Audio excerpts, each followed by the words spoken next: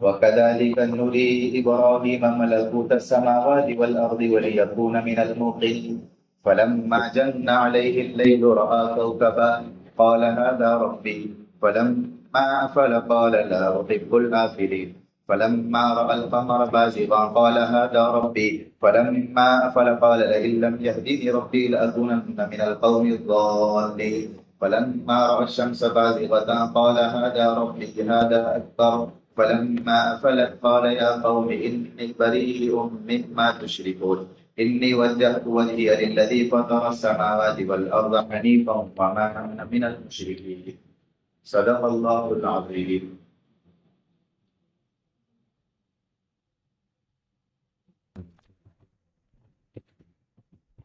قابل احترام بزرگوں اور دوستوں،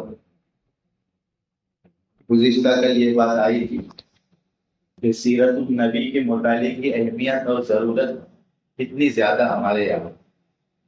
آپ صلی اللہ علیہ وسلم کی زندگی ہمارے سامنے ہوگی تو پھر ہم آپ کی اتباع کامل طور پر کر پائیں گے. اگر آپ کی زندگی کا کوئی پہلو ہم سے غافل ہے یا ہم نہیں جانتے تو ہم اس میں پیروی بھی نہیں کر سکتے.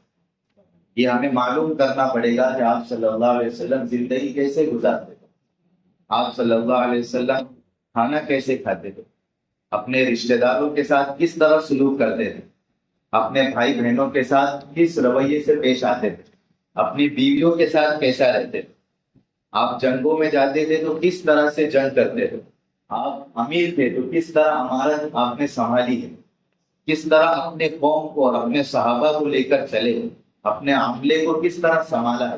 یہ ساری باتیں تب معلوم ہوں گی جب ہمارے سامنے آپ کی زندگی ہو.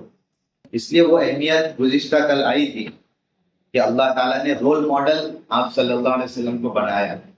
تو رول ماڈل جو ہوتا ہے وہ کامل ہونا چاہیے، ہر چیز میں کامل.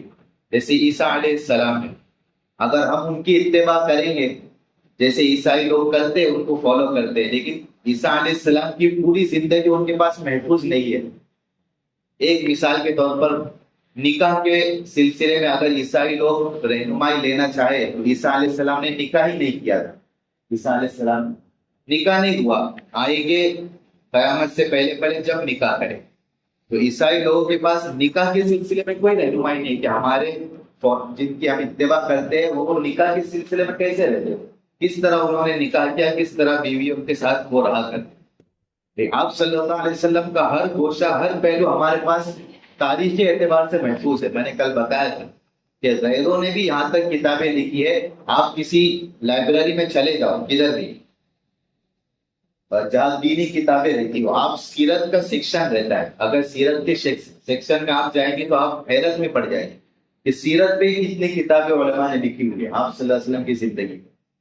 تو سب محفوظ ہے، پیدا ہونے سے لے کر وفات تک ہر لمحہ ہر پہلو. تو جس کو ہم فالو کریں اس کی یہ ہونا ہی چاہیے تھا. اگر کمی رہیں گے تو کیسے اتباع کریں. تو چنانچہ قرآن اور قرآن کی روشنی میں ہمیں آپ صلی اللہ علیہ وسلم کی سیرت دیکھنی ہے. میں نے بتایا تھا آپ صلی اللہ علیہ وسلم کی زندگی وہ قرآن ہے، اور قرآن میں جو ہے وہ آپ کی زندگی میں.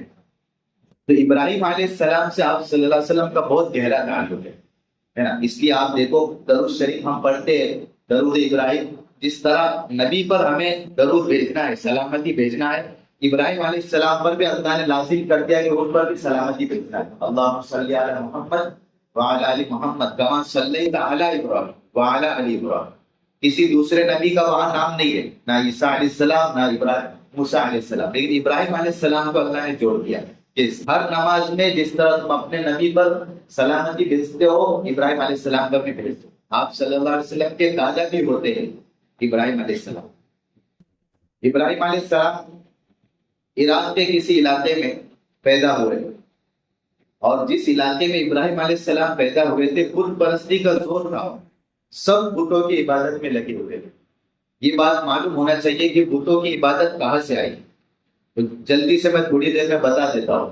نوح علیہ السلام کے زمانے میں بتوں کی عبادت شروع ہوئی ہے. یہ سوال لوگوں کے ذہن میں آتا، لوگ پوچھتے بھی ہیں کہ جب اللہ تعالیٰ نے آدم علیہ السلام کو پیدا کیا اور آدم علیہ السلام اسلام لے کر آئے تھے، اللہ کی عبادت کرتے تھے، تو یہ بیچ میں بتوں کی عبادت کہاں سے شروع ہو گئی کہ کوئی کسی کی بت بنا رہا ہے، کوئی کسی کو آگے جھک رہا ہے. حالانکہ شروع میں اسلام آیا تھا، تو درمیان میں کدھر تو بھی کچھ غلط ہوا ہے، جس کی وجہ سے کیا ہوا، یہ بتوں کی عبادت شروع ہوئی۔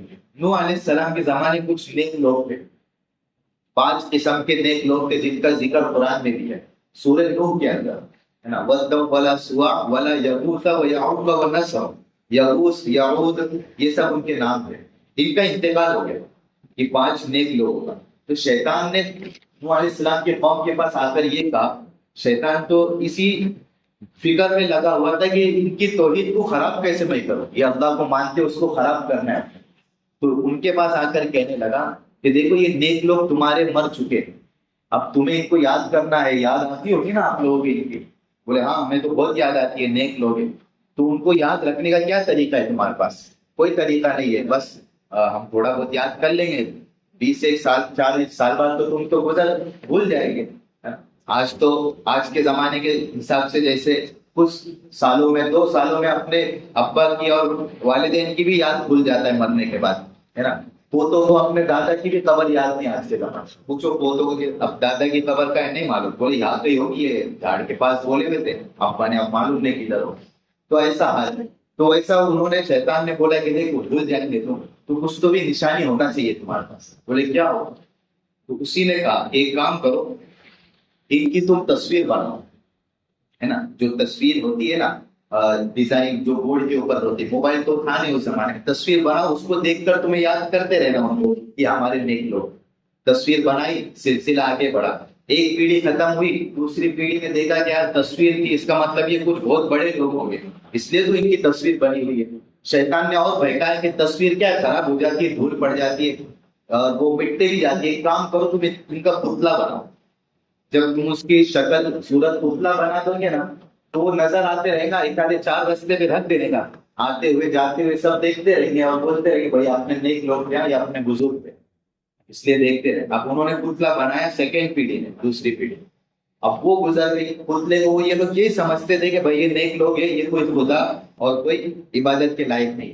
تیسری پیڑھی چوتھی پیڑھی آئی تو انہوں نے سمجھنے لگے کہ یار یہ تو کوئی بہت معتبر یا کچھ ہمارے کام بنانے والا ہوگا، ہماری روزی اس کے ذمہ ہوگی یا موت و حیات کا مالک ہوگا، اس لیے تو اتنا اکرام سے ان پہ پھول بھی چڑھائے جا رہے، ہار بھی چڑھائے جا رہے، اور ان کا پوچھا بھی ہوتا ہے ان کا ہر سال، تو کچھ نہ کچھ تو ان کے اندر کیا خوبی ہوگی۔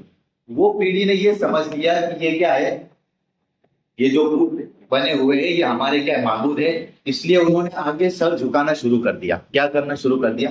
اس کے آگے سر ٹیکتے تھے، جب بھی گزرتے تھے وہاں اپنا آپ کو جھکاتے، سر ٹیکتے، اور کیا کرنے لگے، انہیں کی عبادت شروع ہو گئی۔ تو دیکھو نحوست کہاں سے پھیلی کہ جہاں انہوں نے نیک لوگوں کو، بزرگوں کو معبود سمجھنے لگ گئے، اور بنیادی وجہ ان کے سامنے کیا آ گئی، تصویر آ گئی اور شکل آ گئی بت کی، تو انہوں نے کیا کر لیا۔ تو اس لیے جو سختی سے منع کرتے نا گھروں کے اندر، ہم علماء کہتے ہیں کہ گھروں کے اندر تصویر مت رکھو اپنے باپ دادا کی یا اپنی خود کی بھی نکال لے، ہے نا، بولے نہیں یادوں کے لیے رکھنا پڑتا، البم بنا کے، ہے نا، البم نکاح کے البم بنتے اور عقیقے کے البم بنتے اور اس کو سجا کے رکھتے۔ ایک تم لوگ تو سمجھیں گے کہ یہ نکاح کی ہماری یادیں، لیکن تمہاری جو سیکنڈ بھی 50-100 سال بعد آئیں گی نا، وہ تصویروں کی پھر فریم بنی گی، فریم بننے کے بعد اس پہ ہار چڑھے گا، کچھ دنوں بعد، کچھ دنوں کے بعد پھر وہ بولیں گے چلو ان کی اگر پتلا ہو جائے، ایک آدھا ٹی وی تو رکھنے منع کیا علماء کرام نے، تو ٹی وی کی جگہ پتلا بنا کے رکھیں گے۔ تو ایسا سوچتے ہوئے کیا ہو جائے گا، تمہاری لوگوں کی تیسری چوتھی نسل کیا ہو گئی، تمہاری عبادت میں مبتلا ہو گئے۔ اس کی وجہ کیا ہوگی، تصویر ہوگی۔ تو اس لیے بہت سختی سے علماء کرام، دارالعلوم دیوبند، بنوری ٹاؤن، پڑوس ملک کا، یہ سب بہت سختی سے تصویر کھینچنے کو حرام کہتے ہیں، ناجائز اور حرام۔ بالکل تصویر کھینچنے کی بالکل، ہاں ضرورت ہو، پاسپورٹ وغیرہ کی آپ کو ضرورت ہو یا کسی آدھار کارڈ پہ آپ کو تصویر کھینچنا ہو، ہاں ضرورت کی حد تک جائز ہے، لیکن عام طور پہ نکاح کی مجلس میں باقاعدہ ویڈیوگرافی اور باقاعدہ تصویر کے لیے بندے ہائر کرنا اور ان کو کہنا کہ تصویر کے لیے یہ کرنا چاہیے وہ کرنا چاہیے، تو یہ تو بالکل مناسب عمل ہے، ناجائز اور حرام عمل ہے، اس لیے اپنے آپ کو تصویر سے بچانا چاہیے۔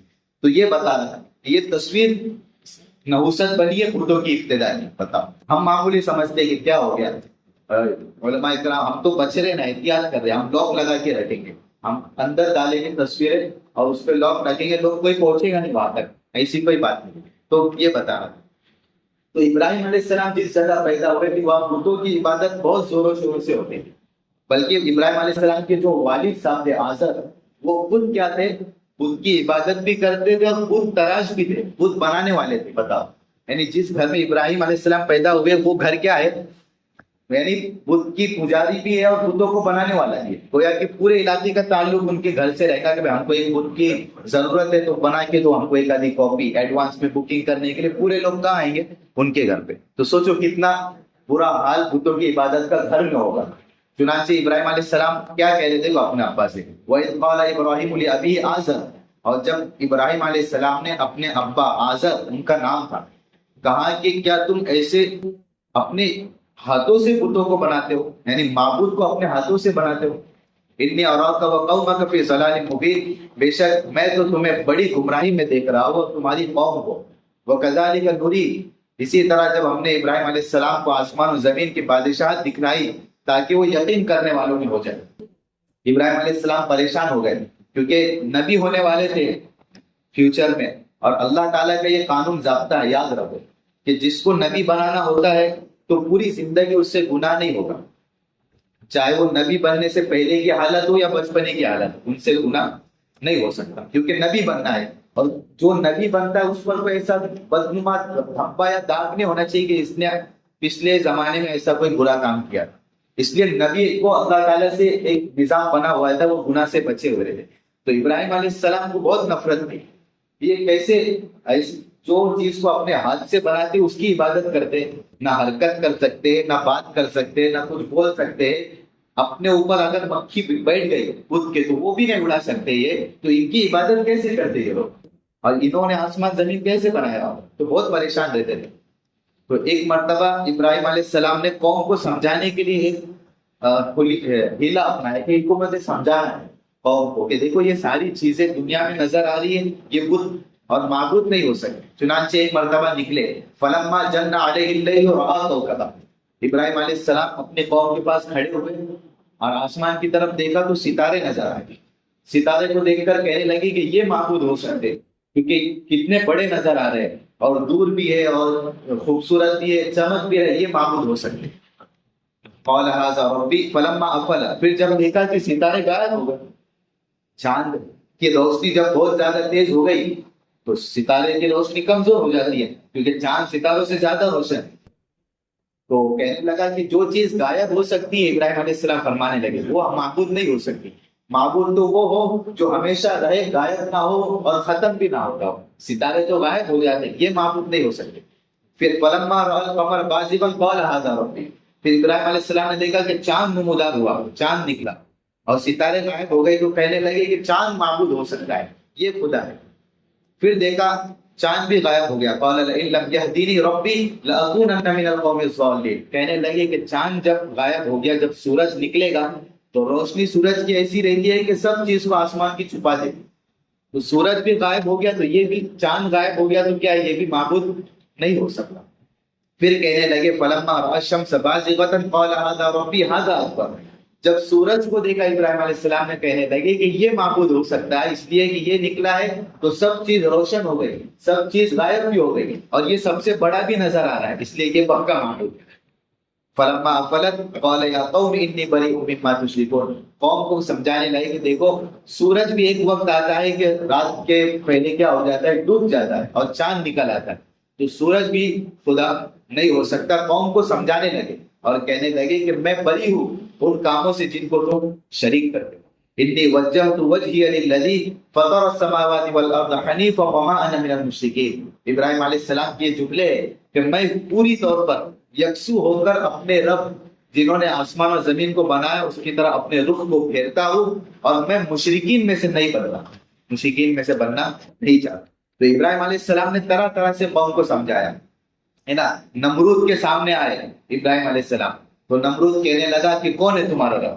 ابراہیم علیہ السلام کہنے لگے، تیسرے پارے میں اس کا ذکر ہے جو کل تراویح میں بھی جس کا پڑھنا ہوا، وہ کہنے لگے ابراہیم علیہ السلام کہ میرا رب تو زندہ بھی کرتا ہے اور مارتا بھی ہے. تو نمرود کہنے لگا اتنی سی بات ہے، وہ تو میں بھی زندہ کرتا ہوں میں بھی مارتا ہوں. ایک جیل میں جو شخص تھا جس کے اوپر مرنے کا حکم تھا، نمرود نے اس کو لایا اور اس کو کیا کر دیا، قتل کر دیا کہ دیکھو اس کے جینے کا حق تھا، یہ زندہ رہنے والا تھا، اب اس کو کیا کر دیا، میں نے مار دیا. ایک کھلے عام شخص گھوم رہا تھا آزاد، جو کیا تھا، جس کے اوپر کوئی قانونی کارروائی نہیں تھی، اس کو بلایا اور اس کو قتل کر دیا نمرود۔ دیکھو اس کے بارے میں حکم تھا، آزاد رہنے کا، جینے کا حق تھا، میں نے اس کو مار دیا، میں بھی زندہ کرتا ہوں اور میں بھی مارتا ہوں۔ ابراہیم علیہ السلام کہنے لگے یاتی بالشمس من المشرق فاتی بها من المغرب، میرا اللہ وہ ہے جو سورج کو مشرق سے نکالتا ہے، تو ایک کام کر، مغرب سے نکال کے بتا۔ کیا کہا؟ مغرب سے نکال کے بتا، یعنی ایسٹ سے سورج نکلتا ہے، اللہ نکالتے ہیں، تو ایک کام کر ویسٹ سے نکال کے بتا، یعنی مغرب سے، جہاں قبلہ رخ کرتے ہیں۔ وہ حیرت میں پڑ گیا، فبہت الذی کفر واللہ لا یہدی القوم الظالمین، اللہ ظالم قوم کو کبھی ہدایت نہیں دیتے۔ نمرود پریشان ہو گیا کہ یہ کیسے میں کر سکتا ہوں۔ علماء نے لکھا ہے کہ اگر نمرود پلٹ کے سوال کرتا اگر کہ چلو تم کہہ رہے ہو مجھے کہ مغرب سے سورج نکال کے بتاؤ، تمہارا رب نکالتا ہے تو تمہارا رب کر کے بتاؤ، چلو فوراً۔ تو علماء نے لکھا ہے کہ اگر نمرود مطالبہ کرتا مغرب سے سورج نکالنے کا، تو اللہ تعالیٰ سورج کو حکم دیتے کہ مغرب سے نکل، تاکہ اپنے نبی کی بات سچی ہو جائے اور نمرود کیا ہو جائے، جھوٹا ہو جائے۔ لیکن اللہ کی طرف سے نظام کا مطالبہ نہیں ہوا اور طرح طرح سے سمجھایا۔ پھر ایک مرتبہ ابراہیم علیہ السلام نے سوچا کہ ان کے بتوں کی کیا کرنا ہے، توڑ پھوڑ کر دیں گے ہم ایک مرتبہ۔ چنانچہ سورہ صافات کے اندر پورا اس کا ذکر ہے۔ جب میلے میں چلے گئے ابراہیم علیہ السلام کے قوم کے لوگ، میلہ لگتا تھا کسی جگہ پر، پوری قوم کے لوگ جاتے تھے، ابراہیم علیہ السلام کے پاس آ کر درخواست کرنے لگے کہ آپ بھی چلو۔ ابراہیم علیہ السلام فرمانے لگے انی سقیم، میں پریشان ہوں، میں بیمار ہوں، اس لیے میں نہیں آپ کے ساتھ آؤں گا۔ دیکھو ابراہیم علیہ السلام نے یہاں بیمار ہونے کا جو جملہ کہا ہے وہ اس اعتبار سے کہ تمہاری شرک اور تمہارے بتوں کی عبادت کی وجہ سے میرا دل کیا ہے، پریشان ہے، بیمار ہے۔ تو جھوٹ بھی نہیں ہے یہ بات، ہے نا، جس کو توریہ کہتے ہیں کہ وہ جھوٹ بھی نہیں ہوتی ہے وہ بات، اور سامنے والے مفہوم بھی کیا ہے، سمجھ لیتے کہ چلو بیمار ہے اس لیے ہم ان کو ساتھ میں نہیں لے کر جائیں گے۔ چنانچہ چلے گئے، فتولوا عنہ مدبرین فراغ الی آلہتہم فقال لا تأکلون، ابراہیم علیہ السلام بتوں کے پاس گئے اور کہنے لگے کہ تم بات کرو مجھ سے، بات کیوں نہیں کرتے، چلو تمہارے پاس میں یہ کھانا رکھتا ہوں، کھانا کھاؤ۔ کچھ بھی نہیں کھانے لگے، نہ بات کرنے لگے۔ ابراہیم علیہ السلام نے ایک کلاڑی لی اور پورے بتوں کو توڑ دیا، جو ایک بڑا بت بچا ہوا تھا اس کے اوپر کلاڑی لٹکا۔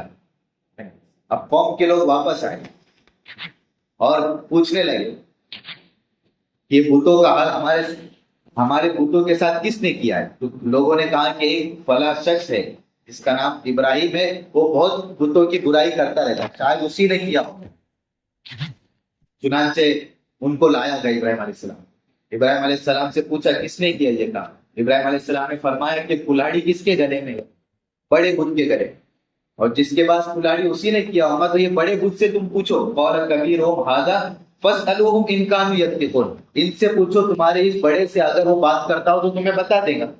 تو ساری قوم کی کیا ہے، نگاہیں جھک گئی، یار یہ تو بات نہیں کر سکتے، کیسے بتائیں؟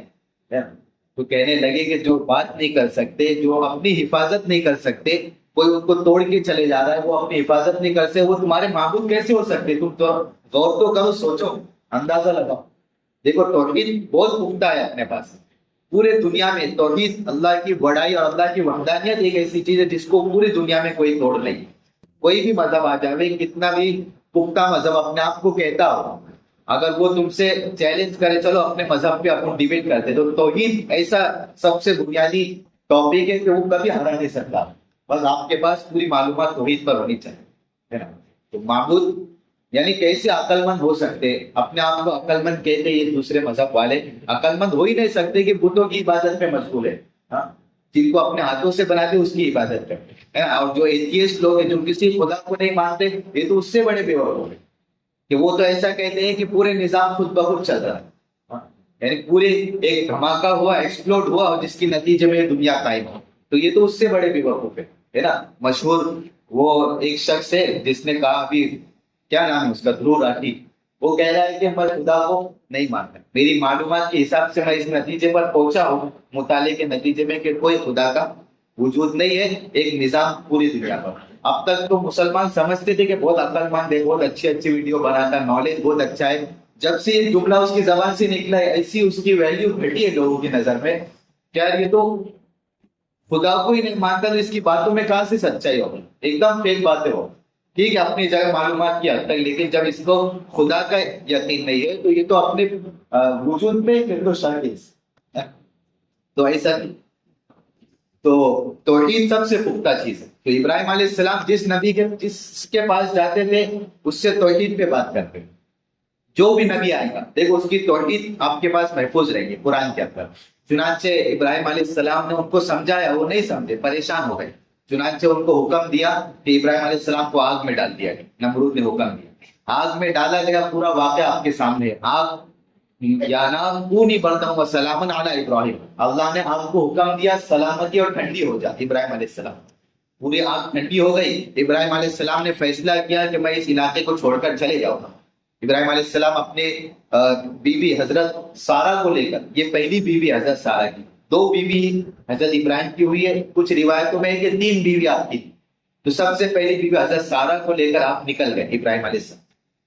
راستے میں وہ واقعہ بھی پیش آیا تھا کہ راستے میں جا رہے تھے، ایک بادشاہ نے رکایا، اور اس کی یہ عادت تھی کہ کسی کو رکاتا تھا، مستورات اگر رہتی، خاتون رہتی، تو اس سے کیا ہے غلط کام چھیڑ کھانی کرتا۔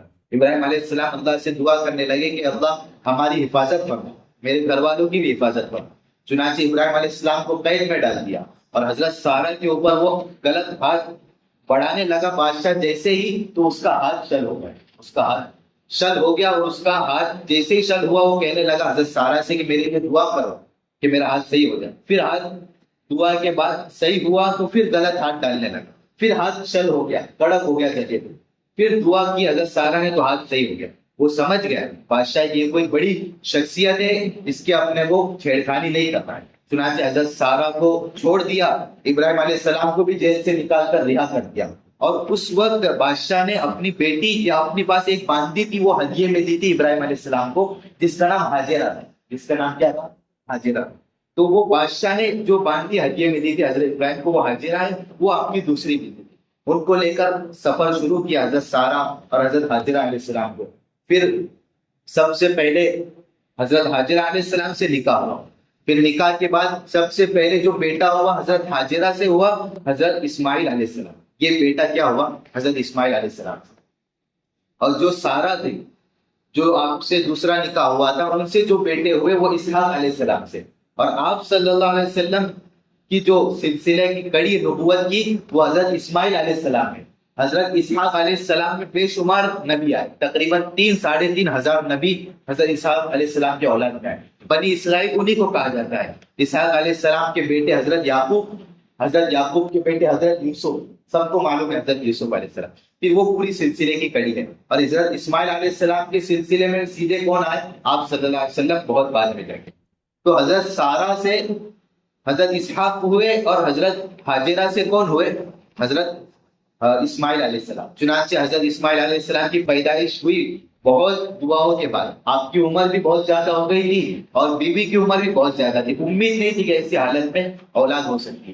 اسماعیل علیہ السلام پیدا ہوئے، اللہ تعالیٰ نے حاجرہ اور حضرت اسماعیل کو حکم دیا کہ ان کو کسی علاقے میں جا کر چھوڑ کر آ جائے۔ چنانچہ تشریف لے گئے اور جا کر کیا ہوئے؟ چھوڑ کر۔ پھر اللہ نے امتحان لینا تھا کہ اسماعیل علیہ السلام سے زیادہ محبت ہے کہ مجھ سے زیادہ محبت ہے، حکم دیا کہ اپنے بیٹے کو ذبح کرو۔ حضرت ابراہیم علیہ السلام نے کوئی سوال نہیں کیا کہ میں کیوں ذبح کروں، فوراً اپنے خواب دکھایا گیا۔ خواب کے ذریعے حضرت ابراہیم علیہ السلام کو خواب آیا کہ تم اپنے بیٹے کو ذبح کرو۔ یا درمیان میں ایک بات دھیان رکھو، نبی کے جو بھی خواب ہوتے ہیں وہ کیا ہوتے ہیں؟ صحیح ہوتے ہیں اور حجت ہوتے ہیں۔ اس سنت سے آپ دیکھیں گے ابراہیم علیہ السلام نے خواب میں دیکھا تھا، کوئی فرشتے نے آ کر ان کو نہیں بتایا تھا، یا اللہ کی طرف سے کوئی وحی یا کوئی قرآن کی آیت نازل نہیں ہوئی۔ خواب میں دیکھا، فوراً کیا ہو گئے؟ اتر گئے، اور خواب کی بجاوری کے لیے اسماعیل علیہ السلام کو لٹایا۔ آپ صلی اللہ علیہ وسلم نے بھی خواب دیکھا تھا کہ بدر سے پہلے تمہارے بدر کے اندر یہ معاملہ ہونے والا ہے، اور اتنے جگہوں پر تمہارے دشمنوں کی لاشیں تمہیں دکھائی گئی تھی۔ خواب صلح حدیبیہ کے موقع پر آپ صلی اللہ علیہ وسلم کو خواب دکھایا گیا کہ تمہیں عمرہ کرنا ہے، اور فتح مکہ کی بھی کیا ہے؟ خوشخبری ہے۔ چنانچہ کیا ہو گئے؟ پورا عمرہ کے لیے نکلے۔ تو نبیوں کے خواب جو ہوتے ہیں سچے ہوتے ہیں۔ حضرت یوسف علیہ السلام نے خواب دیکھا تھا کہ 11 ستارے اور سورج اور چاند مجھے سجدہ کر رہے ہیں۔ جب یعقوب علیہ السلام کے پاس تذکرہ کیا تو یعقوب علیہ السلام سمجھ گئے کہ کیا ہے، یہ مجھے کیا کرنا ہے، یہ میں ان کی والدہ اور 11 ان سے جو حسد رکھنے والے بھائی ہیں یوسف علیہ السلام کے، یہ ان کو کیا کریں گے، سجدہ کریں۔ صحابہ نے بھی خواب دیکھا ہے، آپ صلی اللہ علیہ وسلم کی جتنی بیویاں ہیں ان میں سے ایک بیوی نے یہ خواب دیکھا تھا کہ میری گود کے اوپر چاند کا ٹکڑا آ گیا، چنانچہ اس بیوی کا نکاح آپ صلی اللہ علیہ وسلم سے نکاح ہوا تھا۔ حضرت عبداللہ ابن زید ابن عبد ربی ہے نا، ان کو خواب میں آ کر ایک فرشتے نے اذان کے کلمات سکھائے تھے اور انہوں نے خواب کا تذکرہ کیا تو آپ صلی اللہ علیہ وسلم نے اس کی تصدیق کی، چنانچہ اذان وہ خواب میں دکھائی گئی تھی وہ اذان قیامت تک جاری ہے۔ تو نبیوں کے بھی خواب سچے ہوتے اور صحابہ کو بھی خواب دکھائے گئے، آپ صلی اللہ علیہ وسلم نے اس کی تائید کی تو پھر وہ خواب بھی کیا ہوگا۔ ایک قسم ہوتے عام انسانوں کے خواب، دیکھو آپ صلی اللہ علیہ وسلم نے خود حدیث میں بیان کیا یہ بات کہ خواب 3 قسم کے ہوتے، ایک تو جو ہمارے دلوں کے اوپر جو خیال رہتا ہے 24 گھنٹے جو خیال گزرے گا ہمارے اوپر وہ خواب کیا ہے، دکھائے جائے۔ اس لیے آپ دیکھو جو تاجر ہوتا ہے، تاجر پوری دن تجارت کا سوچتا ہے، دکان کا کاروبار کا سوچتا ہے، تو خواب بھی اس کو تجارت کے کاروبار کیا ہے۔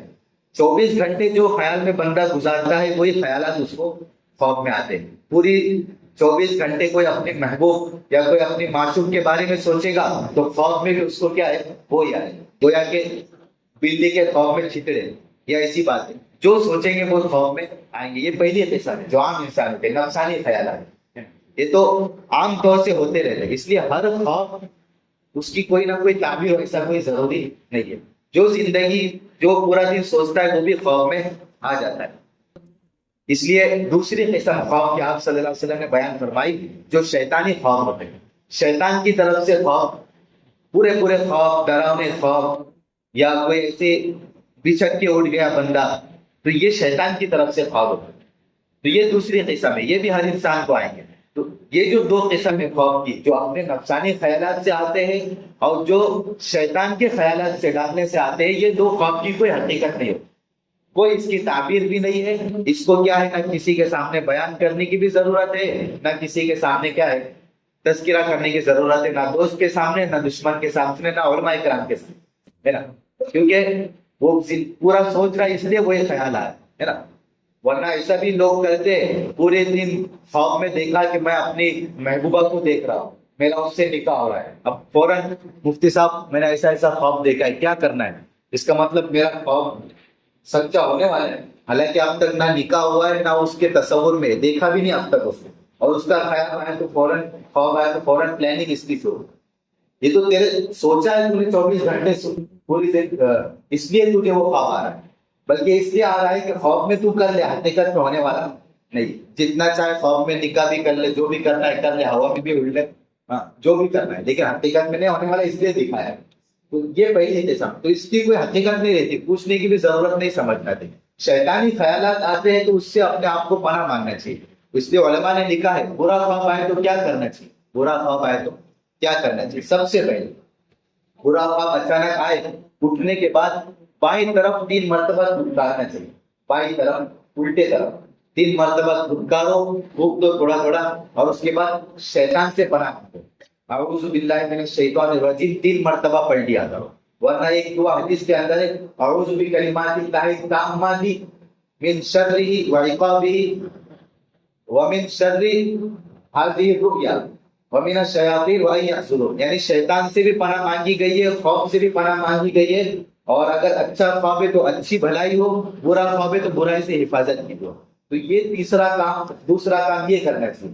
برا خواب ہے تو تیسرا کام یہ کرنا چاہیے کہ کسی کو اس کا تذکرہ نہ کرو، اس کے سامنے، چاہے وہ دوست ہو، چاہے دشمن ہو، چاہے علماء کرام ہو، ان کے سامنے اپنے برا خواب کا تذکرہ مت کرو کہ میں نے ایسا برا خواب دیکھا ہے، ایسا ڈراؤنا خواب، اور وہاں سے گر رہا تھا اور یہ ہو رہا تھا، فلاں ہو رہا تھا۔ تو برے خواب کا بھی تذکرہ کسی کے سامنے، اس سے پناہ مانگ لو شیطان سے، اللہ کے سامنے آ کے دعا کر لو، اللہ اس برے خواب سے، اس کے شر سے میری حفاظت کرو، ٹھیک ہے۔ یہ خواب کی دوسری قسم۔ تیسری قسم اچھے خواب۔ ایسا نہیں ہے کہ خواب اچھے ہو ہی نہیں سکتے، کوئی مبشرات خواب کے اندر کوئی اچھے باتیں دکھائی جائے، ایسا ہوتا نہیں، ایسا نہیں۔ اچھے خواب آپ صلی اللہ علیہ وسلم نے فرمایا، اچھے خواب نبوت کے 46واں حصہ ہے، نبوت کا 46واں حصہ یہ نبوت کا ہے، اچھے خواب. تو اس لیے اچھے خواب بھی آئیں گے. اچھے خواب کی تفصیل علماء نے لکھی ہے. جیسے مثال کے طور پر جنت جہنم کسی نے دیکھ لی تو یہ علامت ہے کہ اچھے خواب ہو گئے. یا کسی نے کوئی مقدس جگہ یا مقدس شخصیت کو دیکھ لیا، آپ صلی اللہ علیہ وسلم کو خواب میں دیکھا، یا کعبے کو یا مدینہ منورہ کو خواب میں دیکھا، یا کسی بڑے بزرگ کو، اللہ والے کو خواب میں دیکھا، اس کا مطلب یہ علامت ہے کہ یہ اچھے خواب. ہاں اس کا تذکرہ کر سکتے دوست کے سامنے اچھا ہو، اپنا خیر خواہ دوست کو اس کے سامنے کرو، یا علماء کرام یا مفتیان اکرام کے سامنے اس کا تذکرہ کرو. برے دوست کے سامنے کسی خواب کا تذکرہ نہیں کرنا چاہیے، یا کوئی اپنا دشمن ہو. یاد رکھو حدیث میں آتا ہے خواب جو ہے کوئی دیکھتا ہے تو یہ لٹکا ہوا رہتا ہے جب تک کوئی اس کی تعبیر نہ بتا دے. تو جو تعبیر جیسی بتا دے گا فوراً کیا ہو جائے گی اس کے حق میں، وہ ویسی ہو جائے. ہو سکتی ہے، ہو جائے گی نہیں، ہو سکتی ہے نا. کہ برا خواب دیکھا کہ فلاں جا رہا تھا اور گاڑی سے گر گیا. اب کوئی دوست کا مزاقیہ دوست اس کے سامنے اس نے کہہ دیا کہ ایسا ایسا خواب دیکھا کہ میں گاڑی سے گر گیا.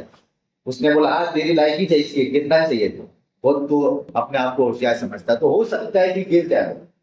ہاں اچھا دوست ہو یا سمجھدار اس کے سامنے کہے کہ بھائی ٹھیک ہے تو اللہ سے دعا کر کہ ایسا نہ ہو میرے ساتھ، ٹھیک. تو ایسے خواب کیا ہے، کسی کے سامنے برے خواب نہیں بیان کرنا چاہیے. حضرت تھانوی رحمۃ اللہ علیہ فرماتے ہیں خواب اثر ہوتے مؤثر نہیں ہوتے. افیکٹ خواب کا ہو سکتا ہے لیکن افیکٹو نہیں ہو سکتے. یعنی دیکھو خواب کے اندر جو جیسا بھی دیکھے وہ حقیقت نہیں ہوتا. حقیقت میں تو اپنے زندگی کے عمل انسان کو دیکھنا چاہیے کہ زندگی کے اندر وہ کیسا ہے، زندگی کے اندر اچھے کام کر رہا ہے یا برے کام کر رہا ہے، زندگی کے اندر دین کا کام کر رہا ہے یا نہیں کر رہا ہے. شاید خواب کے اندر اس کو دکھایا گیا کہ بہت دین کا کام کر رہا ہے لیکن حقیقت میں نہیں ہے تو کوئی اعتبار نہیں اس خواب کا. دکھایا گیا خواب میں کہ نیک کام بہت کر رہا ہے لیکن حقیقت میں کوئی نیک کام نہیں کرتا ہے تو کوئی خواب کا اعتبار نہیں ہوگا. کہ میں تو دیکھ لیا خواب کے اندر کہ میں جنت کی سیر کر رہا ہوں. کیا کر رہا ہوں؟ جنت کی سیر. اور پورے گاؤں میں بولتے پھر رہا ہے کہ میں نے اپنے آپ کو جنت میں دیکھا، اب میں پکا جنتی. اور دنیا زندگی کے اندر کوئی جنتی عمل نہیں ہو سکتا، نہ نماز ہے، نہ روزہ ہے، نہ زکات ہے، اور پورے گاؤں میں کیا کہہ رہا ہے؟ جنتی. تو وہی خواب کی تعبیر یہ ہو سکتی ہے کہ ٹھیک ہے تیری خواہش یہ ہے کہ خواب جنت میں، خواب کے اندر تو جنت دیکھے، زندگی میں یا مرنے کے بعد تو جنت میں نہ جائے.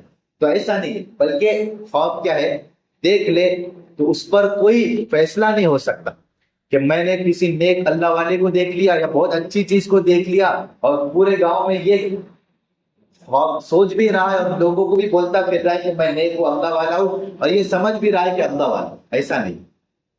دوسری بات یہ ہے کہ جھوٹا خواب بھی آدمی کو گھڑ کر بیان نہیں کرنا. عام طور سے جھوٹا خواب بھی لوگ آ کر بیان کرتے کہ ایسا ایسا خواب دے گا. زندگی میں جس طرح جھوٹ بولنا منع ہے، خواب میں بھی جھوٹ بولنا منع ہے. یاد رکھو، یا جھوٹا خواب حقیقت میں آ کے بیان کرنا یہ بھی منع ہے.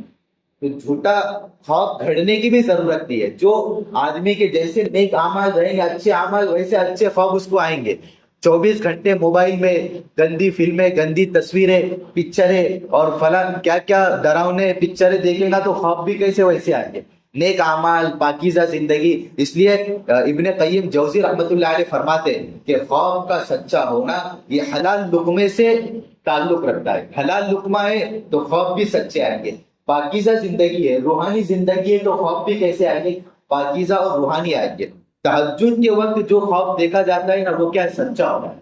تہجد کے وقت، تہائی رات میں، صبح کے وقت، یعنی لوگ ایسے ایسے سوال خواب کے پوچھتے ہیں کہ یعنی حیرت میں پڑ جاتے ہیں لوگ. یعنی جس کا یعنی اگر تھوڑا خود غور کر لے وہ اپنے خواب پہ تو اس کو بھی خود رہنمائی مل جائے. ابھی کچھ ٹائم پہلے مجھ سے ایک نے پوچھا خواب، یعنی وہ فجر کا پابند نہیں ہوگا، شاید ہمارا اس نے تو یہ ہے کہ ہوگا پابند. اس نے خواب دیکھا کہ فجر کی اذان اس کے کانوں میں پڑ رہی ہے اور سب لوگ فجر کی نماز کو بھی جا رہے ہیں اور یہ بھی کوشش میں ہے کہ جانے کے لیے. تو خواب پوچھ رہا ہے کہ کیا تعبیر ہوگی اس کی، کیا ہوگی تعبیر؟ آپ خود بتا سکتے ہیں اس کی تعبیر. جو فجر کا پابند نہیں ہے وہ خواب میں لکھ رہا ہے کہ فجر کی اذان سنائی دے رہی ہے اور لوگ فجر کے لیے بھی جا رہے ہیں. یعنی اس کا مطلب کہ تو فجر نہیں پڑھتا ہے، فجر کے لیے جا، سویا پڑا رہتا ہے تو فجر کو اٹھ، اذان بھی ہوتی، لوگ بھی جاتے، تو بھی جا رہا ہے.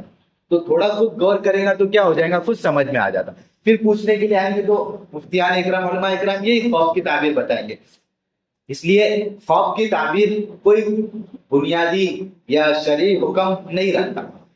اس لیے مولانا انعام الحسن صاحب رحمۃ اللہ علیہ کے پاس ایک شخص آ کے خوف کی تعبیر پوچھنے لگا کہ میں نے خوف میں یہ دیکھا ہے کہ آپ مجھے اپنے خلیفہ بنا رہے، آپ مجھے کیا بنا رہے، خلیفہ بنا رہے. مولانا نے جواب دیا کہ ٹھیک ہے، اس کو خوف میں بیان کرنا، حقیقت زندگی میں اس کو بیان مت کرنا. یعنی جیسا سوال رہے گا ویسا ہی کیا. مولانا شاہ جمال الرحمان صاحب ہمارے پڑوس صوبے کے بہت بڑے اللہ والے، وہ فرمانے لگے کہ میرے پاس ایک شخص آ کر کہنے لگا کہ حضرت رمضان کے دن کے اندر میں یہ خوف دیکھ رہا ہوں کہ فلاں فلاں میں نے خوف دیکھا رمضان کے دن کے اندر. تو مولانا نے جواب دیا کہ اچھا ہے، تمہارے رمضان کے دن کے اعمال چھوڑ کے تم اتنی نیند تم کور کر لے ہو دن کے اندر، ہمیں تو نیند کا موقع بھی نہیں ملا رمضان کا. یعنی جیسے سوالات رہیں گے ویسے پھر یعنی ہر خوف کا جواب بھی نہیں رہتا. وہ ایک پیر صاحب کا مرید کا خوف بھی معلوم ہوگا، آپ لوگوں نے سنا ہوگا. وہ مرید نے خوف دیکھا کہ میرے ہاتھ کیا ہے کیچڑ کے اندر، اور پیر صاحب کے ہاتھ قائم ہے گھی کے اندر. اب پیر صاحب کو آ کر سنایا کہ میرے ہاتھ کیچڑ میں تھے، گندگی میں تھے، اور آپ کے ہاتھ قائم میں تھے گھی میں. تو پیر صاحب نے کہا کہ ہاں یہ تو صاف بات ہے، میں اللہ والا ہوں، بہت نیک ہوں، تو میرے ہاتھ ظاہر سی بات ہے گھی میں رہیں گے، اور تم تھوڑے گنہگار ہو تو گندگی میں رہیں گے. تو پیر مرید نے کہا کہ ابھی خوف کمپلیٹ نہیں ہوا، خوف ابھی کیا ہوا، کمپلیٹ نہیں ہوا، پورا خوف سنو. تو مرید نے کہا کہ میرے جو ہاتھ تھے وہ آپ کے منہ میں تھے، اور آپ کے جو ہاتھ تھے وہ میرے منہ میں تھے. کیا تھے؟ میرے ہاتھ گندگی والے آپ کے منہ، اور آپ کے ہاتھ کیا تھے، میرے منہ. تو ایسا رہے. تو بتلانا یہ مقصد ہے کہ اللہ والے جو ہوتے ہیں یا خوف کی تعبیر کا تعلق اللہ کی طرف سے رہتا. اگر میں کتاب پڑھ لوں خوف کی پوری اور بتلانا شروع کر دوں تو ایسا نہیں. جن کا تعلق اللہ سے گہرا رہتا ہے اللہ کی طرف سے خوف کی تعبیر ان کو بتلائی جاتی.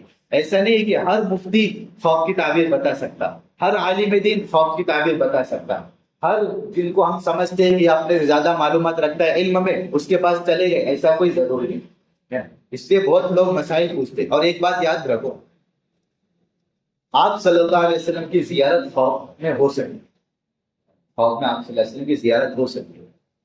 آپ صلی اللہ علیہ وسلم نے خود فرمایا کہ جس نے مجھے خوف میں دیکھا اس نے مجھے حقیقت میں دیکھا. اس لیے کہ شیطان میری شکل و صورت بنا کر خوف میں بھی نہیں آ سکتا.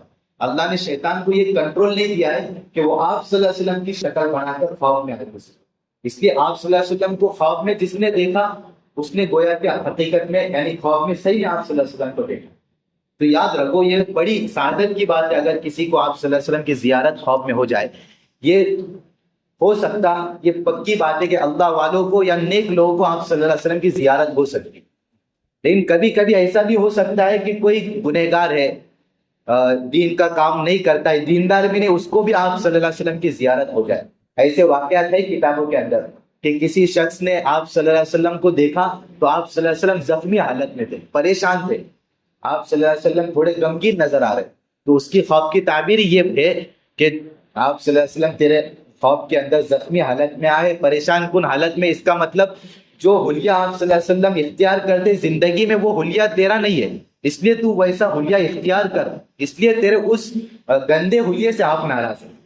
کبھی آپ صلی اللہ علیہ وسلم الٹ کرنے کے لیے بھی آتے خوف میں کہ دیکھو میری زندگی، میرے روحانی چہرے کی سنت، لباس کی سنت ہے ایسی، اس لیے تو بھی کیا کر، ایسی سنت اختیار کر. تو ایسا نہیں ہو کہ کوئی گنہگار نے یا نافرمان نے آپ صلی اللہ علیہ وسلم کی زیارت کر لیا تو اب اس کو سرٹیفکیٹ مل گیا کہ یہ اللہ والا ہے، اب یہ جنت میں چلے جائیں گا. ایسا نہیں. یہ ہو سکتا ہے کہ اللہ والے آپ صلی اللہ علیہ وسلم کی زیارت کرتے. اس لیے مفتی تقی عثمانی دامت برکاتہ فرماتے، ان کے جو والد صاحب تھے مفتی شفیع صاحب بہت نیک تھے، اللہ والے تھے. ان کے پاس لوگ آ کر خوف سناتے تھے کہ ہم نے خوف میں دیکھا ہے، آپ صلی اللہ علیہ وسلم بھی تھے اور آپ کے ساتھ آپ بھی وہاں موجود تھے مفتی شفیع صاحب. ایسے بے شمار واقعات خوف کے مفتی شفیع صاحب کے بارے میں لوگ آ کر سناتے تھے. تو مفتی شفیع صاحب نے ایک ڈائری بنا دی تھی، جتنے خوف ان کے بارے میں لوگوں نے اچھے اچھے دیکھے تھے اس کی ایک فہرست اور ڈائری. لیکن اس ڈائری کے شروع میں انہوں نے لکھ رکھا تھا کہ دیکھو یہ جو خوف اس کے اندر جتنے بھی ہے وہ صرف خواب ہے، ایسا ضروری ہے کہ حقیقت میں ویسا ہو. فیصلہ تو تب ہوگا موت کے وقت، قیامت کے دن فیصلہ ہوگا کون کتنا نیک ہے کون کتنا اللہ والے ہے۔ تو اس لیے اس کے اندر جو خواب ہے اس کے اوپر کوئی فیصلہ نہ کر لے کہ یہ کیا ہے بہت نیک تھے، بتاؤ تو کتنے اللہ والے یعنی اپنے آپ کو سمجھداری کے ساتھ اور خواب کے سلسلے میں بہت بے احتیاطی ہمارے یہاں خواب کے سلسلے میں پائی جاتی، اس لیے یاد رکھو۔ تو حضور کو خواب میں دیکھ سکتا ہے بندہ، اور خوب آپ صلی اللہ علیہ وسلم کی شکل و صورت میں آئے گا، کیونکہ شیطان آپ کی شکل اختیار نہیں کر سکتا۔ اس لیے کوشش یہ ہونی چاہیے کہ جو ہماری خواب کی زندگی ہے اس پہ ہم اپنے معتبر یا فیصلہ نہ کر لیں، خواب کے علاوہ جو اپنی ظاہری زندگی ہے اس میں ہم کیا کریں، اپنے آپ کو بدلنے کی فکر کریں۔ بندہ خواب میں دیکھتا ہے کہ والدہ کا انتقال ہو گیا، اب پریشان ہوتا ہے کہ میرے امی کو میں نے قبر میں جاتے ہوئے خواب میں دیکھا، تو پریشان ہوگا، بلکہ ہونا یہ چاہیے کہ اس کو تیاری میں لگ جانا چاہیے، والدہ کو اطلاع کر دینا چاہیے، ہے نا، پریشان نہیں ہونا چاہیے، اس کو بولتے پھر رہا ہے، اپنے تیاری میں لگ جائے، ہے نا۔ اگر خواب دیکھتا تب بھی والدہ کا انتقال ہوگا، خواب نہیں دیکھے گا تب بھی والدہ کا انتقال ہونے والا ہے، وہ تو تجھے بتلا دیا گیا تاکہ تو تیاری میں لگ جائے، ہے نا۔ تو ایسے جو خواب کبھی ہو سکتا ہے کہ کچھ ہونے والا اور اس کو بتا دیا جائے، تو اس لیے بتا دیتے ہیں تاکہ تیاری ہو جائے، اور جو نیک ہوتا ہے اس کو بھی بتا دے کہ تو حج و عمرہ کے لیے گیا ہوا ہے، تو اس کا مطلب خواب میں اب تجھے حج و عمرہ نصیب ہوگا، تو اس کی تیاری میں لگ جا، دعاؤں میں لگ جا۔ یہ نہیں کہ میں نے خواب میں دیکھ لیا میں جنت میں تو کیا ہو گیا، میں جنتی بن گیا، جہنم میں دیکھ لیا تو جہنمی بن گیا، ایسا کوئی خواب کے اوپر کوئی شریعت کی۔ ہاں ایک بات یہ بھی یاد رکھو، کوئی بندہ خواب میں یہ دیکھے کہ کوئی اللہ والے آ کے اس کو یہ عمل بتا رہے، یا آپ صلی اللہ علیہ وسلم آ کر خود بتا رہے کہ یہ عمل کرو تو تمہارے اوپر حالات صحیح ہو جائے، تو اب اس کے اوپر ضروری نہیں ہے کہ وہ عمل کرے، کہ خواب حجت نہیں بن سکتا۔ شریعت کا کوئی امر یا شریعت کا کوئی فیصلہ، شریعت کا کوئی حکم خواب نہیں بن سکتا۔ کسی نے دیکھ لیا خواب کے اندر کہ مسلمانوں کو یہ عمل کرنا چاہیے تو مسلمانوں کے حالات درست ہو جائیں گے، اب اس نے خواب سے اٹھنے کے بعد پورے گاؤں میں اعلان کر دیا، ہر مسجد میں اعلان کر رہا ہے کہ ایسا ایسا خواب دیکھا ہے، یہ عمل کرو، تو کیا ہوگا، شریعت کا حکم ہے اس لیے کرنا ضروری ہے، ایسا کوئی ضروری نہیں۔ جو خواب میں دیکھا ہے خواب کی حد تک درست ہے، تجھے انفرادی کرنا ہے تو انفرادی کر سکتا ہے، لیکن ضروری بھی سمجھ کے اس کو کرنے کا حکم نہیں ہے۔ ہاں کر رہا ہے ضروری بھی سمجھے بغیر تو ٹھیک ہے، کر سکتا ہے، ٹھیک ہے انشاءاللہ۔ تو یہ چند باتیں تھی۔ ہاں برے خواب آنے کے لیے بچنا ہے تو سوتے وقت معمولات ہے وہ کرنا چاہیے، آپ صلی اللہ علیہ وسلم نے جو طریقے بتائے سونے سے پہلے، تسبیح فاطمہ ہے، چاروں کل کی پابندی ہے، آیت الکرسی ہے، یہ جو پابندی سے پڑھتا ہے سنت کے مطابق آرام کرتا ہے تو برے خواب سے کیا ہے وہ بچا رہتا ہے۔ اچھے خواب اس کو الہام بھی ہوتے ہیں، درود شریف کی جو کثرت کرتا ہے بہت اہتمام سے، تو اللہ کی ذات سے امید ہے کہ آپ صلی اللہ علیہ وسلم کی زیارت بھی اس کو ہو جائے۔ اس لیے آپ دیکھو ہمارے جن کا انتقال ہوا مولانا منیر صاحب کالینہ رحمت اللہ علیہ، ان کے وہاں بہت اہتمام سے درود شریف کی ورد ہوتا ہے، اور یہ دیکھا گیا، ان کے لوگوں سے بھی پوچھا گیا کہ ان کے جتنے مریدین ہیں، مولانا منیر صاحب کالینہ رحمت اللہ علیہ کے جتنے مریدین ہیں، تو اکثر کو آپ صلی اللہ علیہ وسلم کی زیارت ہوئی ہے، اس لیے کہ درود شریف کی کثرت ان کے وہاں بہت زیادہ ہے، تو جو درود شریف کی کثرت کرے گا وہ آپ صلی اللہ علیہ وسلم کی زیارت اس کو ہو سکتی ہے، ٹھیک ہے انشاءاللہ۔ تو یہ خواب کی کچھ شرعی حیثیت میں نے بتا دی، تاکہ خواب کے بارے میں جو ہمارے یہاں پھیلا ہوا ہے نا باتیں، تو اس کے اندر لوگوں کو تسلی ہو جائے، ہے نا۔ ایک آخری بات، لوگ یہ بھی دیکھتے خواب کے اندر بتایا گیا کہ فلاں شخص نے تیرے اوپر جادو کیا ہوا ہے، اب یہ کیا کرتا ہے فوراً فیصلہ کر دیتا ہے کہ اسی نے جادو کیا، تو ایسا کوئی ضروری نہیں۔ فلاں شخص نے اس کو قتل کیا ہوا ہے، تیرا جو بھائی یا جس کو بھی قتل کیا فلاں شخص نے، خواب میں اس کو دکھایا گیا، تو ایسا کوئی ضروری ہے کہ اس کو قتل کرنے والا یہی شخص ہوگا، جب تک شرعی ثبوت کے ذریعے کیا ہے ثابت نہ ہو جائے، ثابت کرنا پڑے گا تب جا کر فیصلہ ہوگا۔ ایسا نہیں خواب میں دیکھ لیا تو اس کو جا کر قتل کر دیے، یا اس کو جا کر ساحر جادوگر ٹھہرا دیا اور اس کے خلاف کارروائی شروع کر دے، تو خواب کے اندر کوئی کچھ دکھایا گیا تو یہ بھی ہوتا ہو یہ کوئی ضروری نہیں ہے، ٹھیک ہے انشاءاللہ۔ تو یہ کہاں سے بات نکلی تھی، انبیاء کے خواب سے۔